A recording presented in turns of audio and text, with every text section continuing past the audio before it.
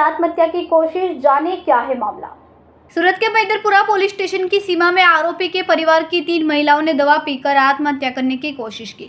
हालांकि अब तीनों को इलाज के लिए अस्पताल में शिफ्ट कर दिया गया। उधर पुलिस ने भी जांच शुरू कर दी है। मिली जानकारी के मुताबिक आरोपी के परिवार की 3 महिलाओं ने सूरत के मैदरपुरा पुलिस स्टेशन के बाहर दवा पीकर आत्महत्या करने की कोशिश की, जिसमें आरोपी की पत्नी, साली और सास ने आत्महत्या का प्रयास किया। डीसीपी ने कहा कि जब मुख्य आरोपी को गिरफ्तार किया गया है तो जांच में दिलीप का नाम सामने आया है। जांच के दौरान आरोपी के पिता ने पुलिस से कहा कि अगर आप मेरे बेटे को गिरफ्तार करेंगे तो मैं आत्महत्या कर लूंगा, जिसे पुलिस ने उस समय थाना डायरी में दर्ज कर लिया था। 8 अगस्त 2024 को मैदरपुरा थाने में 65 लाख के हीरे चोरी की शिकायत दर्ज कराई गई थी, जिसमें मुख्य आरोपियों को गिरफ्तार किया था।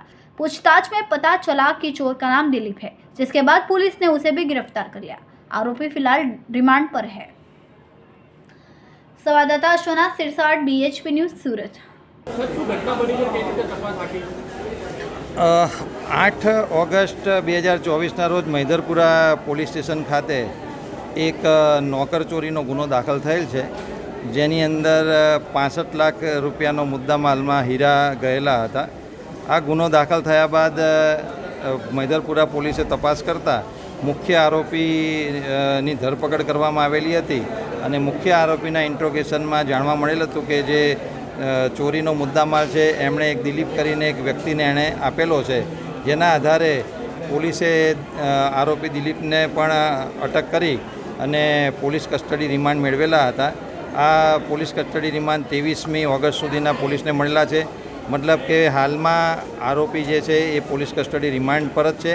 આ દરમિયાન એના કુટુંબિકમાં દિલીપના વાઈફ, દિલીપના ભાભી એટલે એના ભાઈના વાઈફ, દિલીપના મધર, આ ત્રણેય જણાએ એમનું જે રેસિડેન્સ રાંદેર વિસ્તારમાં આવેલું છે ત્યાં કંઈ દવા પીધેલી હતી અને દિલીપના જે ભાભી છે જે મૈદરપુરા પોલીસ સ્ટેશન ખાતે જે તે વખતે નીચે હાજર હોય એ દરમિયાન દિલીપના ભાઈએ આવીને પોલીસને જાણ કરેલી હતી કે મારી વાઈફે દવા પીધેલી છે। તો પોલીસને જ્યારે આ વસ્તુ ધ્યાનમાં આવતા પોલીસે તાત્કાલિક એઓને અહીંયા સ્મીમેર હોસ્પિટલ ખાતે સારવાર અર્થે લઈ આવ્યા।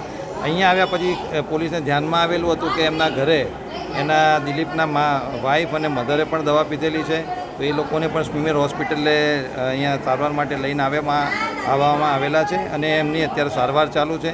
પોલીસ અત્યારે હાલમાં એમને ઉત્તમમાં ઉત્તમ સારવાર મળી રહે તે માટે પ્રયત્ન કરે છે।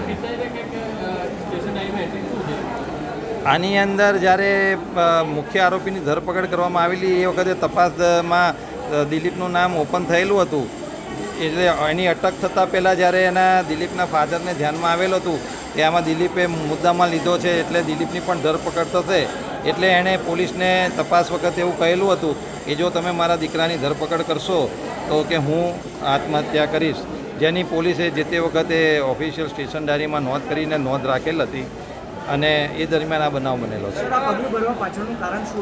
હવે એ અત્યારે તો એ અમારી પ્રાયોરિટી નથી, અત્યારે અમારે તો આ લોકોને ઉત્તમ સારવાર મળી રહે એ છે, પરંતુ રીઝન હોઈ શકે કે કદાચ એમનો દીકરોની અટક થઈ હોય તો સામાજિક રીઝન પણ હોઈ શકે, પરંતુ એ તપાસનો વિષય છે। અત્યારે અમારા માટે, પોલીસ માટે મોટી પ્રાયોરિટી એ છે કે તમામ લોકોને સારામાં સારી સારવાર મળી રહે। આભાર।